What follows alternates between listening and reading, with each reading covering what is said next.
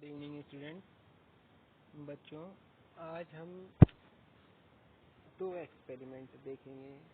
पहला एक्सपेरिमेंट है बच्चों, एक स्विच बोर्ड तैयार करना। आवश्यकता अनुसार एक स्विच बोर्ड तैयार करना। बच्चों, है तो ये देखने में छोटा एक्सपेरिमेंट, पर इसमें हम कवर करेंगे वो सारी डिटेल्स जो किसी भी घर, बिल्डिंग या किसी भी कार्यालय वगैरह में कैसे पावर सप्लाई डिस्ट्रीब्यूट की जाती है रूम वाइज, कमरे कमरे में, और कैसे हम पहले एक मेन एमडीबी में आते हैं, मेन डिस्ट्रीब्यूशन बोर्ड, फिर एलडीबी लाइट डिस्ट्रीब्यूशन बोर्ड, फिर एमसीबी के थ्रू हम कैसे सप्लाई देते हैं। बेसिकली आज की क्लास में हम कवर करेंगे सप्लाई का डिस्ट्रीब्यूशन, पावर सप्लाई का डिस्ट्रीब्यूशन कवर करेंगे। ठीक है बच्चों, तो चलिए स्टार्ट करते हैं। ये एक्सपेरिमेंट अच्छे से समझने के बाद आप किसी भी घर में या कहीं भी आप प्रॉपर वायरिंग कर सकते हैं। तो बच्चों देखिए, बोर्ड तैयार करना, अगर आप बोर्ड तैयार करना आ गया है तो बोर्ड को कनेक्शन दे देंगे। बोर्ड को कनेक्शन कैसे देंगे? एमडीबी के थ्रू। एमडीबी में कनेक्शन आएगा आपके यूटिलिटी के थ्रू। ठीक है बच्चों, तो सबसे पहले क्या होता है ये जानने के लिए बच्चों आपको पूरा पहले से पावर सप्लाई डिस्ट्रीब्यूशन पता होना चाहिए। पावर सप्लाई डिस्ट्रीब्यूशन कैसा होता है? तो सबसे पहले होता क्या है बच्चों, जैसे कि अगर हम छोटे या होम डोमेस्टिक सप्लाई की बात करें तो आपको सिंगल फेज का 220 वोल्ट का, 230 वोल्ट का एक एसी सिंगल फेज 230 वोल्ट का सप्लाई कनेक्शन मिलेगा, डबल वायर का, लाइन एंड न्यूट्रल। अब ये जाएगा आपका मीटर में, एनर्जी मीटर जो आपका लगा होगा। लाइन न्यूट्रल इनपुट जाएगा, लाइन और न्यूट्रल ही आउटपुट निकलेगा, या न्यूट्रल कॉमन होगा और लाइन इनपुट जाएगा, लाइन इसके थ्रू आउटपुट जाएगा। एनर्जी मीटर के बारे में लास्ट लेक्चर में हम पढ़ चुके हैं, क्यों एनर्जी को एनर्जी कंजम्पशन रिकॉर्ड करता है।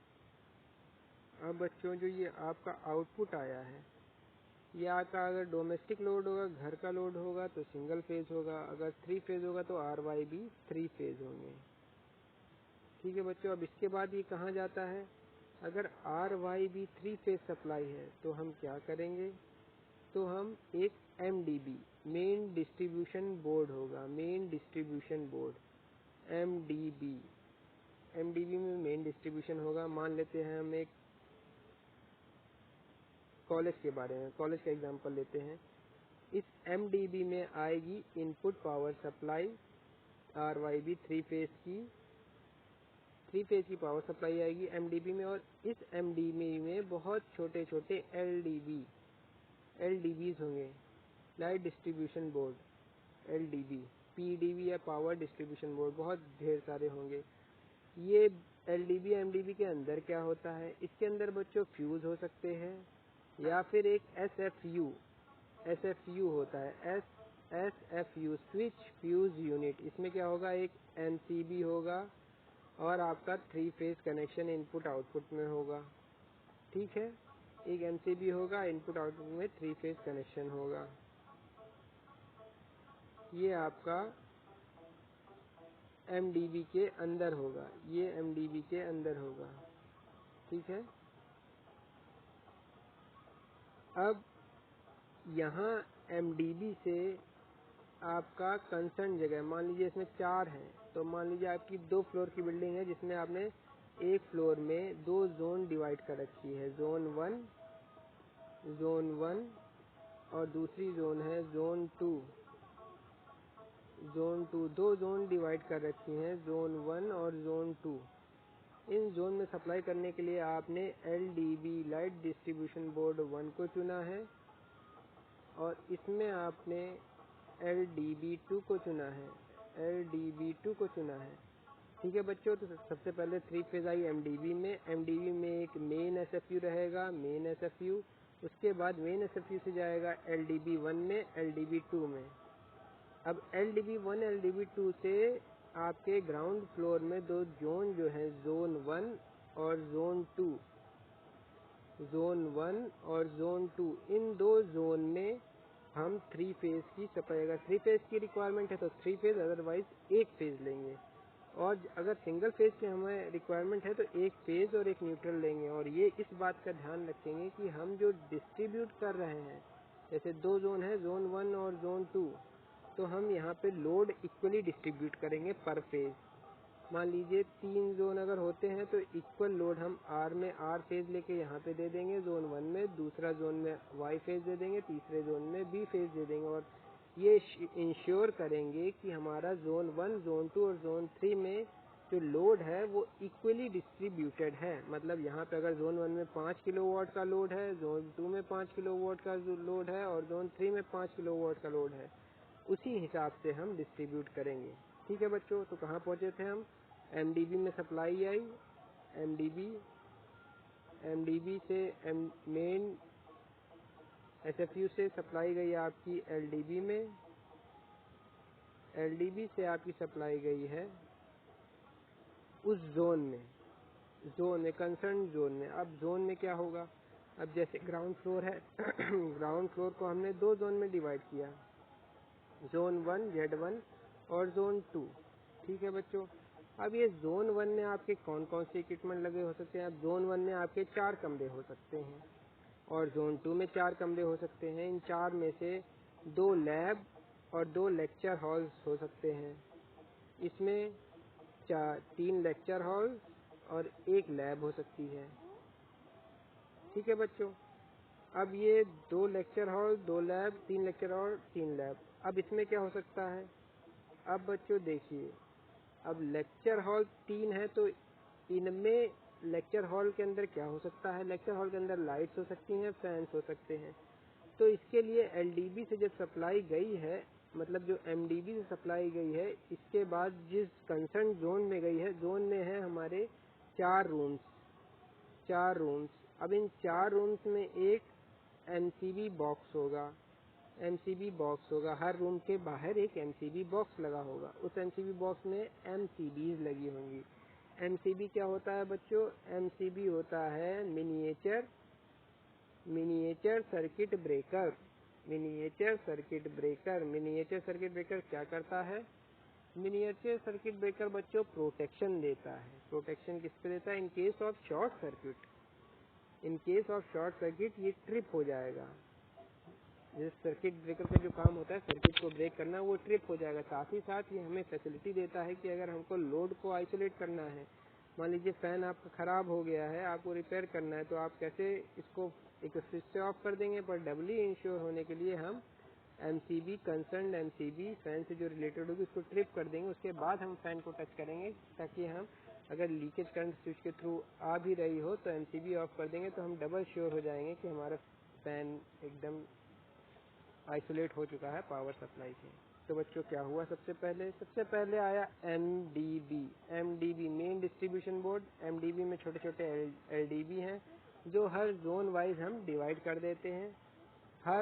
अब एक एलडीबी से जोन 1 में गए, जोन 1 में है 4 कमरे, 4 कमरे में हर एक एमसीबी बॉक्स होगा जो जिसमें अलग अलग एमसीबी होंगी, जो किसी फैन को दे रही होंगी, और कुछ एमसीबी लाइट्स को दे रही होंगी, लाइट्स को सप्लाई दे रही होंगी, कुछ कंप्यूटर्स वगैरह जो लैब में होंगे उनको सप्लाई कर रही होंगी।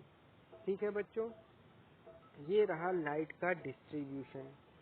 ठीक है, तो इसमें देखने वाली बात क्या हुई? डिस्ट्रीब्यूशन ऐसा कैसे किया गया, और ये देखने वाली बात है। और दूसरा क्या करने वाली बात है? हम कैसे अपने करंट लेवल, मतलब कि इंसुलेशन लेवल, मतलब कि रेटिंग जो है इक्विपमेंट की या एमसीबी एसएफयू वगैरह की रेटिंग कैसे देखेंगे? तो सबसे पहले हमारा फ्रंट लाइन पे कौन सी है? एमसीबी। सबसे पहले क्या आता है? एमसीबी। तो क्योंकि फैन की रेटिंग बहुत कम होती है, तो इस एमसीबी की रेटिंग 1 एम्पियर ले लेंगे या उससे कम ले लेंगे। सबसे पहले एमसीबी की रेटिंग कम होगी। फिर उसके बाद क्या आ रहा है हमारा? एलडीबी बॉक्स, लाइट डिस्ट्रीब्यूशन बॉक्स, एलडीबी आ रहा है। एलडीबी में क्या कनेक्ट है? 1 2 3 4 जोन कनेक्ट है।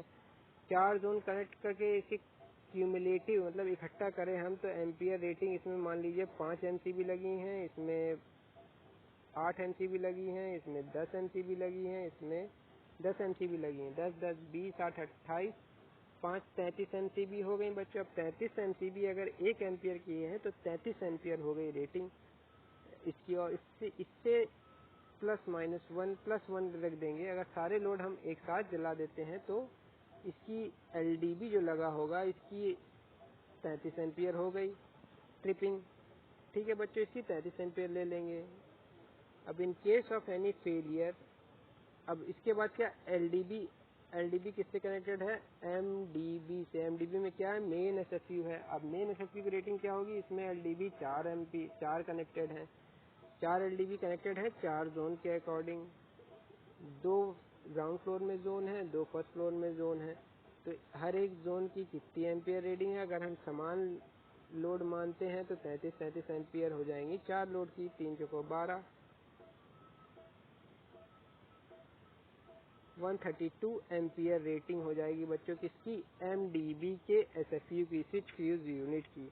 तो देखा बच्चों हमने हमारे पास कितनी स्टेजेस हैं सेफ्टी की। सबसे पहली आपकी एमसीबी आई, कोई इक्विपमेंट में फेलियर होगा, मान लीजिए कोई भी इक्विपमेंट, आपका फैन है, फॉल्ट आ गया इसमें या किसी को करंट लगी जिससे ह्यूज करंट ड्रॉ करेगा, वो कहाँ से पहले? सबसे पहले एमसीबी ट्रिप होगी। अगर एमसीबी नहीं ट्रिप होती है तो आपका ये एलडीबी लगा हुआ है, एलडीबी की रेटिंग 33 से बढ़ जाएगी तो ये ट्रिप कर जाएगा। ये भी नहीं ट्रिप हुआ तो उसके बाद आपका एमडीबी लगा है, एमडीबी आपका ट्रिप हो जाएगा। एमडीबी भी नहीं ट्रिप हुआ तो आपका सर्किट ब्रेकर लगा होगा ट्रांसफार्मर में, इसके पहले ट्रांसफार्मर होगा तो सब स्टेशन ट्रिप करेगा। तो बच्चों हमारे पास लेवल हो गए सेफ्टी के। हमने इस तरह से अपना सिस्टम डिज़ाइन किया है कि हमारा जो सबसे फ्रंट लाइन में है उसका लोड के एम्पियर ट्रिपिंग एम्पियर सबसे कम, धीरे धीरे gradually depending on the load connected हम एम्पियर लेवल अलग अलग इक्विपमेंट का डिज़ाइन करेंगे। ठीक है बच्चों, तो ये हो गया आपके एमसीबी, ये हो गया आपका कैसे आपने एम्पियर रेटिंग डिज़ाइन करी है, कैसे कनेक्टेड है एक सिस्टम। किसी भी घर का हो सकता है, रूम का हो सकता है, कहीं का भी सिस्टम कैसे कनेक्टेड है। अब हम बताएंगे बच्चों स्विच बोर्ड कैसे तैयार करते हैं। देखिए अब फाइनल में एमसीबी आ गया। एमसीबी के बाद आपको लाइट, फैन, पंखा कुछ भी कनेक्ट करना है तो सबसे पहले उसमें एक स्विच लगाएंगे। आप चाहें तो इंडिकेटर एक बोर्ड लगा लेते हैं लैब में, हम चाहें तो उसमें एक इंडिकेटर क्या दिखाएगा कि लाइट आ रही है कि नहीं आ रही है। एक आपका स्विच,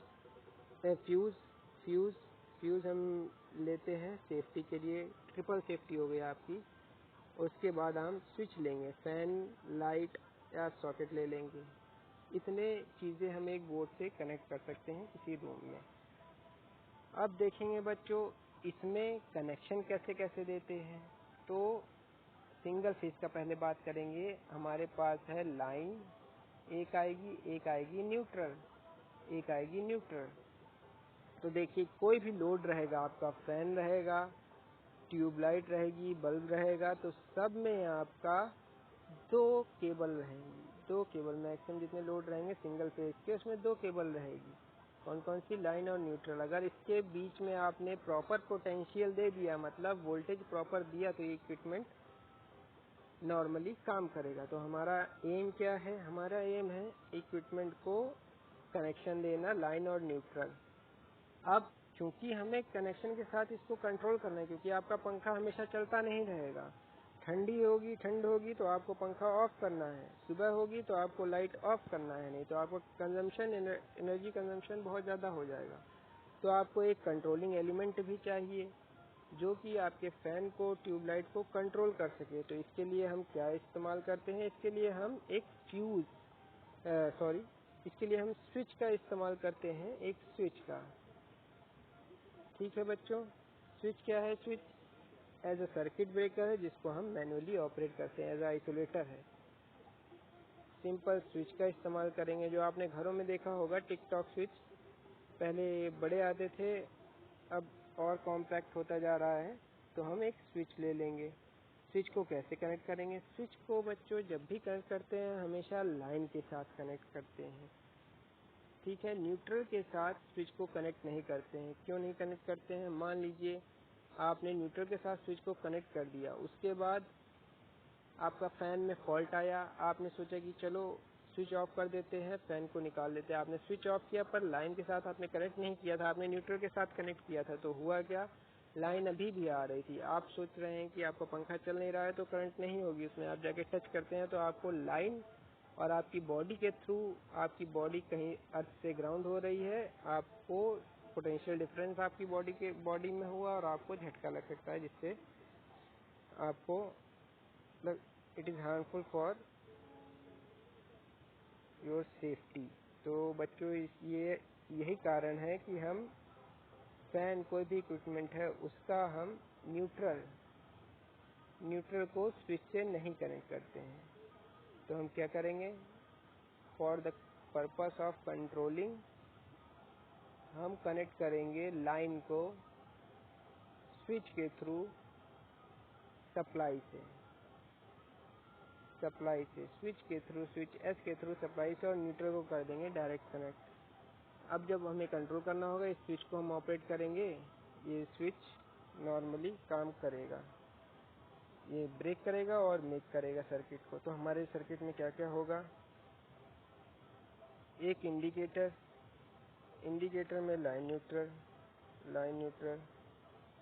अब इससे पहले वाला सर्किट आपको बता दिया गया है, एमसीबी होता है, उसको एक बार फिर से रिपीट कर दिया जाएगा।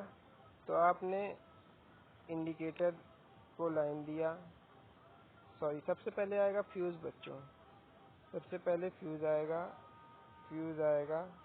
फ्यूज में सप्लाई दी लाइन, फ्यूज के बाद आपका इंडिकेटर आएगा, इंडिकेटर में आपने लाइन दे दी, न्यूट्रल डायरेक्ट कनेक्ट कर दिया। उसके बाद आपका आ जाएंगे लोड स्विचेस आ जाएंगे।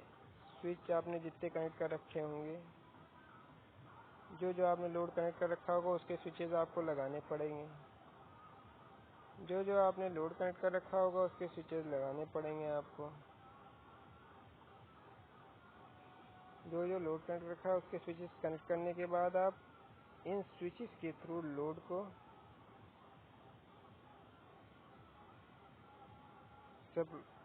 सप्लाई दे देंगे। इन स्विचेस के थ्रू आप लोड को सप्लाई दे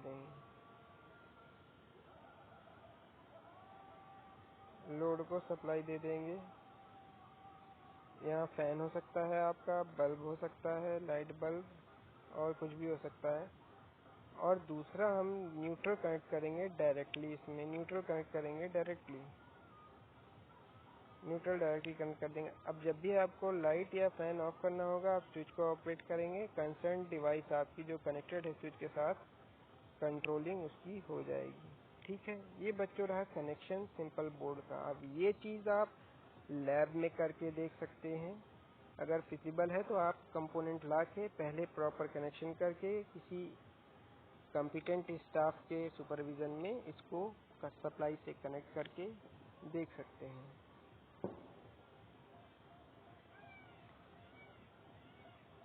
तो बच्चों एक बार एमसीबी वाला कनेक्शन देख लेंगे। ये रहा एमसीबी के थ्रू लोड कनेक्ट करने के लिए। अब आपको बताया था